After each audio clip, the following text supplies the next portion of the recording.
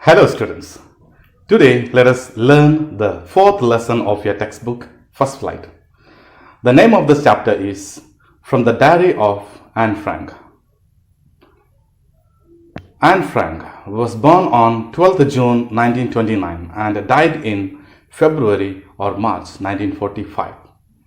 Anne Frank was a German diarist of Jewish origin, one of the most discussed Jewish victims of the Holocaust.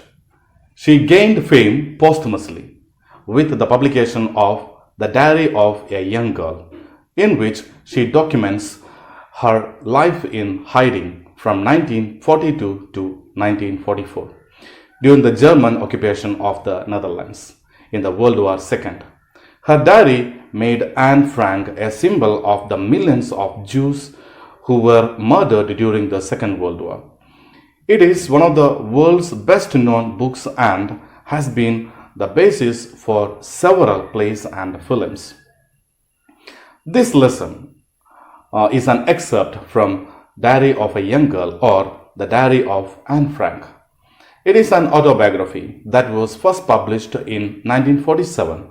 In this, Anne expresses her thoughts in a diary which was gifted to her on her 13th birthday by her father. She names the diary Kitty, which she considers as her only true friend. She mentions about her childhood, her family, and a lot of other things that she told no one else. Now, let us see the chapter in detail from the Diary of Anne Frank. Writing in a diary is a really strange experience for someone like me. Not only because I have never written anything before, but also because it seems to me that later on neither I nor anyone else will be interested in the musing of a 13-year-old schoolgirl. Oh, well, it doesn't matter. I feel like writing and I have an even greater need to get all kinds of things off my chest. The author, Anne Frank, feels that it is strange and unusual for a girl like her to write in a diary about her feelings and experiences because it was the first time she was doing that. She feels this because she thinks that in the future no one would be interested in reading about a young school-going girl's past. She thinks that later even she will not be interested in reading it.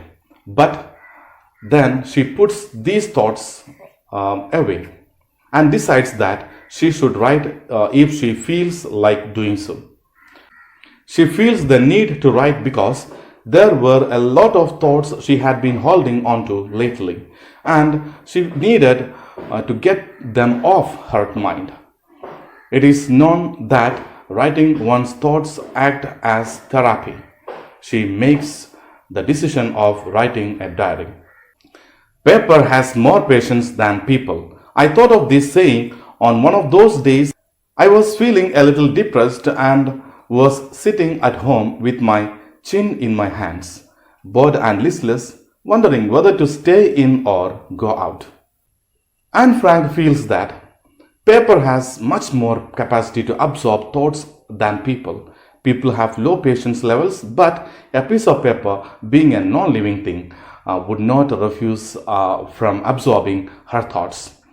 This realization came to her one day when she was feeling sadder and more confused than usual.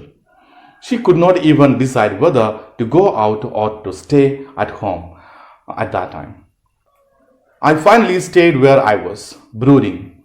Yes, paper does have more patience, and since I am not planning to let anyone else read this stiff-backed notebook, grandly referred to as a diary, unless I should ever find a real friend, it probably won't make a bit of difference.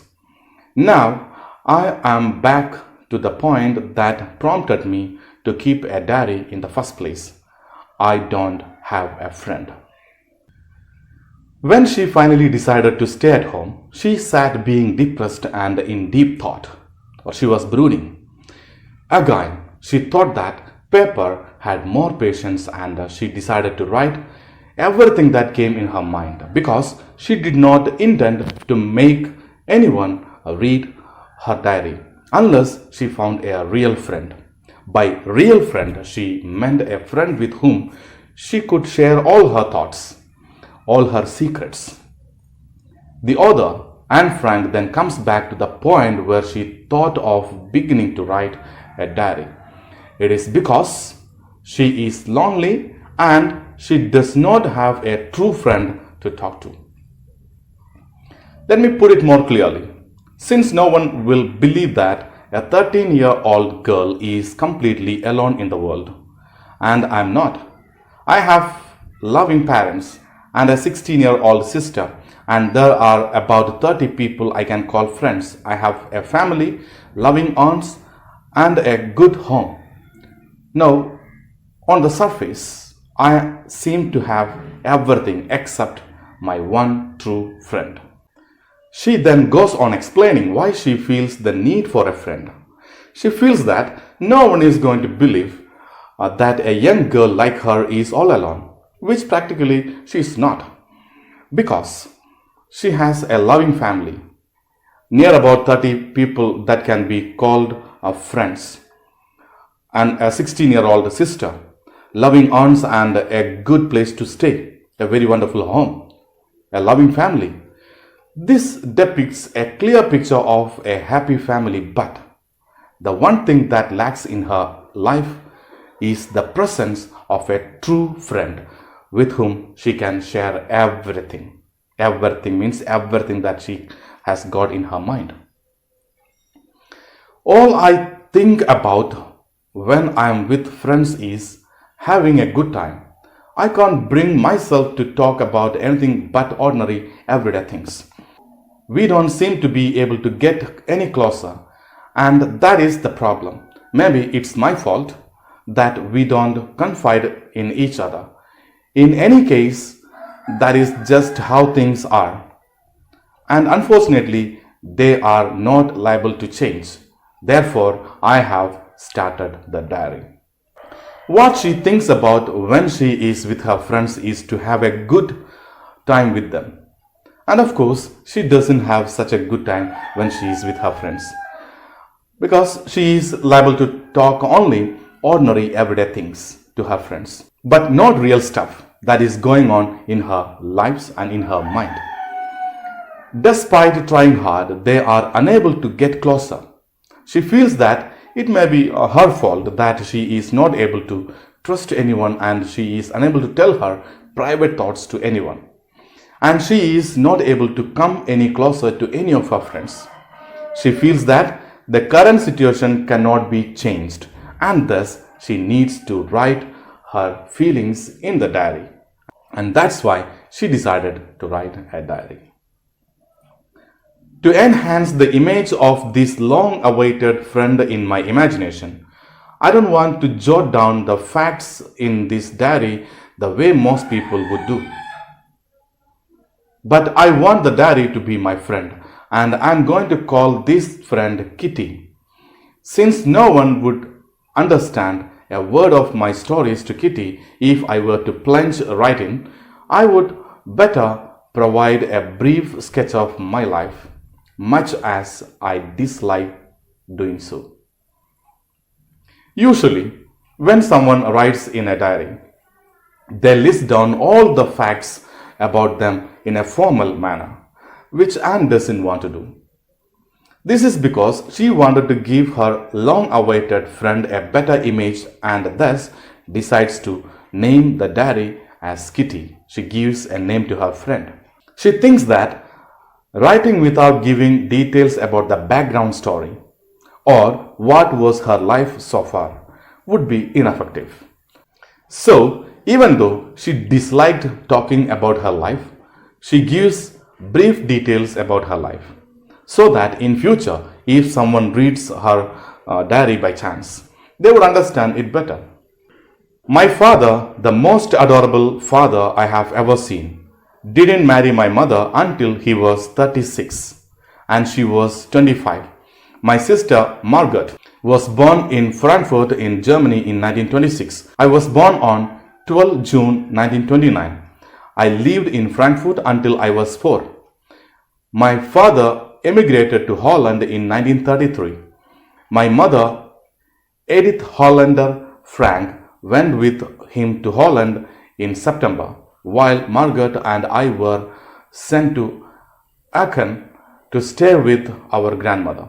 Margaret went to Holland in December and I followed in February when I was plunked down on the table as a birthday present for Margaret. Anne refers to her father as the most lovable father one could get. Of course, all the girls will have this opinion about their father. Her father married her mother when he was at the age of 36 and her mother was only 25. She and her sister Margaret were both born in Frankfurt. As soon as Anne turned 4, her father moved to Holland, followed by her mother in September, while both the sisters Margaret and Anne stayed with their grandmother in Aachen. It's a city in Germany. Margaret was also sent to Holland in December, followed by Anne in February, who was brought as a birthday gift for Margaret.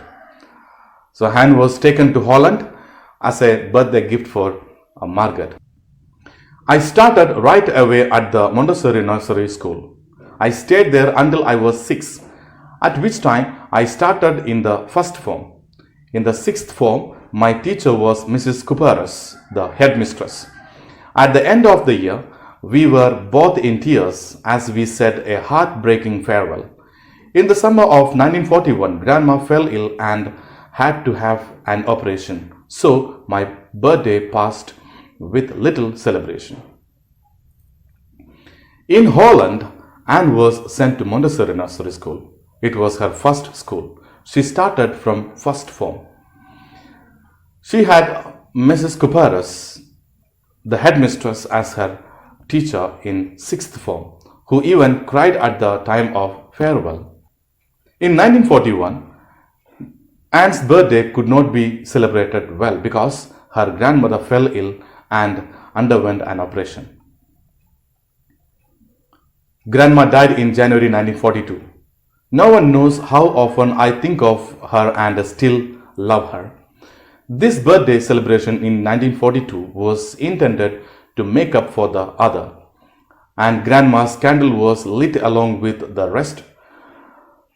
The 4 of us are still doing well, and that brings me to the present date of 20 June 1942 and the solemn dedication of my diary. Unfortunately, her grandmother left them in January 1942 and misses her grandmother more than anyone else in the family. This year's birthday was to be celebrated with great zeal so as to compensate for the last years because of grandma's illness and all, they could not celebrate that. She then mentions that her family is doing well.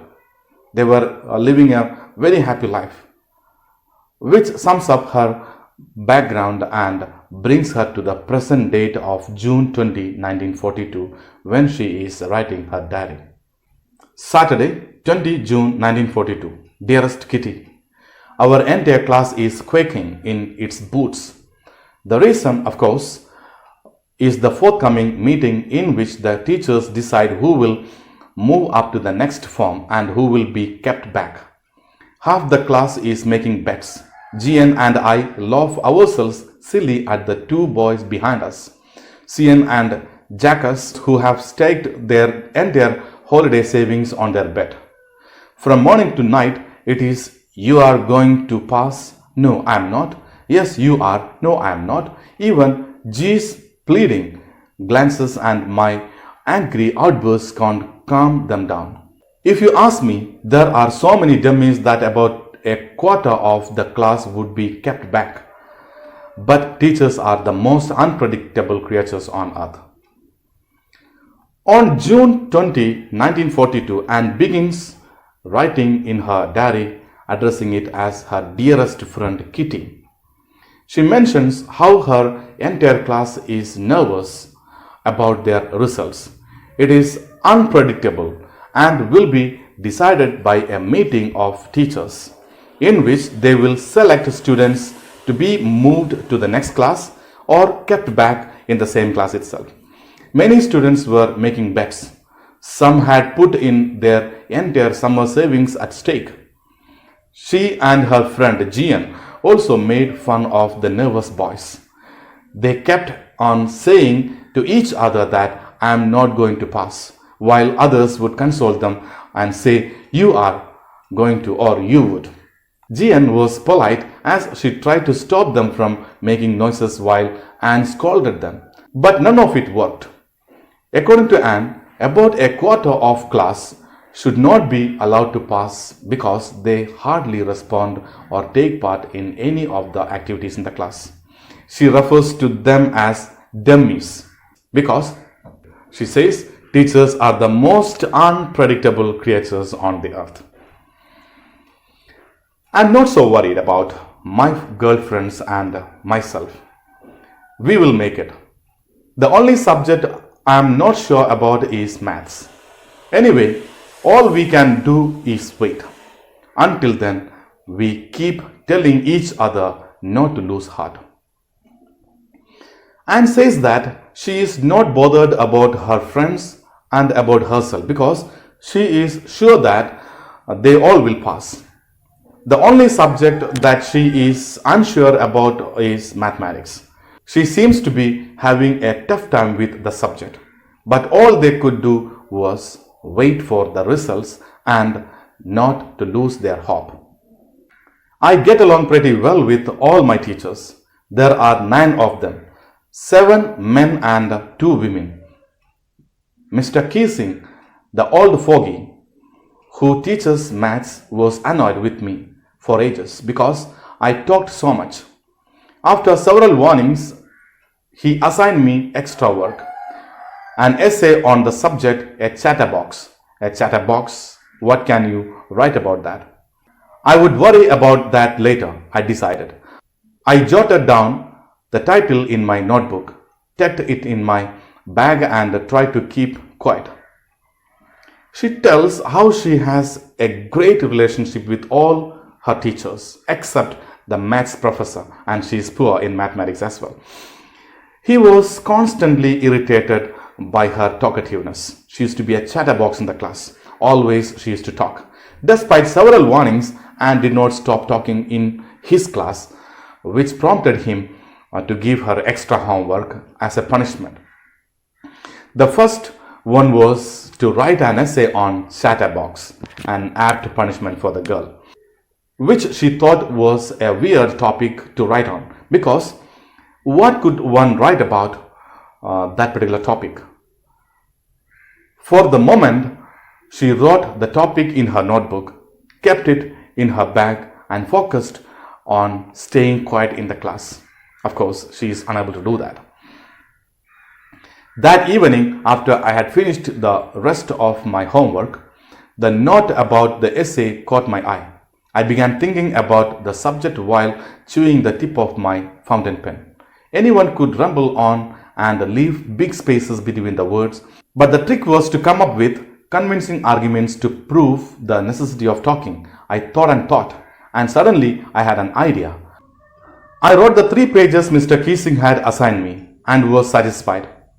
I argued that talking is a student's trait and I would do my best to keep it under control, but that I would never be able to cure myself of the habit since my mother talked as much as I did, if not more, and that there is not much you can do about inherited traits.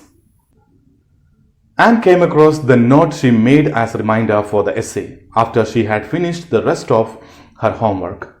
She began thinking about the topic, a chatterbox. She was chewing the tip of the fountain pen. That's a gesture that signifies a person is in deep thinking.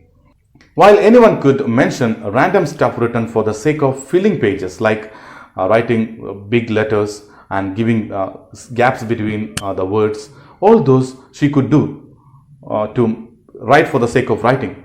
But she wanted to present concrete arguments in support of talking. She mentioned that she will try to better herself as a student, but talking is something that cannot be eliminated completely. This is because she got it as an inherited trait from her mother. This is how she ended 3 pages of her essay on the topic, a chatterbox. She proved that chatting is the trait of a student and that she cannot get rid of that, but she will try to be a better student. Mr. Keesing had a good laugh at my arguments, but when I proceeded to talk my way through the next session, he assigned me a second essay. This time it was supposed to be on an incorrigible chatterbox. I handed it in, and Mr. Keesing had nothing to complain about for 2 whole lessons. However, during the 3rd lesson, he had finally had enough. And Frank, as a punishment for talking in class, write an essay entitled "Quack, Quack, Quack," said Mistress Chatterbox. The professor found Anne's arguments to be amusing, but when she did not stop talking in the next session also, he gave her yet another assignment as punishment. The topic was an incorrigible chatterbox. Incorrigible refers to a bad habit that is difficult to change. He gave her this topic because he was annoyed of her unstoppable chattering during his lessons. On receiving this assignment, the professor did not say anything to her for a while, but when he lost his patience, he handed her yet another assignment as punishment on the topic, "Quack, quack, quack," said Mr. Chatterbox. This was the another topic given to her to write an essay on. Same topic she has to write in another way. The class roared. I had to laugh too, though I had nearly exhausted my ingenuity on the topic of chatterboxes. It was time to come up with something else, something original. My friend Sane, who is good at poetry, offered to help me write the essay from the beginning to end in verse, and I jumped for joy. Mr. Keesing was trying to play a joke on me with this ridiculous subject, but I would make sure the joke was on him. When the professor scolded her for the 3rd time and punished her, the whole class started laughing. As a result, she had to pretend to be amused too. After writing twice on similar topics, she ran out of thoughts. Thus, her friend Sane, who was good at poetry, offered to help her write in rhyme. This whole assignment scenario was to make Anne feel ashamed of herself, but she made sure that she gave an effective reply to the teacher. I finished my poem, and it was beautiful. It was about a mother duck and a father swan with 3 baby ducklings who were beaten to death by the father because they quacked too much. Luckily, Mr. Keesing took the joke the right way. He read the poem to the class, adding his own comments, and to several other classes as well. Since then, I have been allowed to talk and haven't been assigned any extra homework. On the contrary, Mr. Keesing is always making jokes these days. Yours, Anne. She finally wrote her 3rd assignment in the form of a poem, which turned out to be great. She wrote a satire that a father swan beat his 3 ducklings to death because of their noisy nature. To her good luck, the professor took it lightly. The professor recited the entire poem to the class while giving his own remarks simultaneously. And being fortunate enough, talked uninterruptedly after this incident without any further homework as punishment. Also, Mr. Keesing, the professor, started cracking jokes every now and then to the class. There was a lot of changes in the teacher, and she could make the teacher realize that it's a part of the student, it's a trait of the student that they will be talking in the class. But if it goes beyond the limit, definitely teachers give them punishments. But those punishments were to correct them. And here, Anne was not corrected. Instead, the teacher got corrected in giving her punishment. That's all the chapter. Thank you for watching.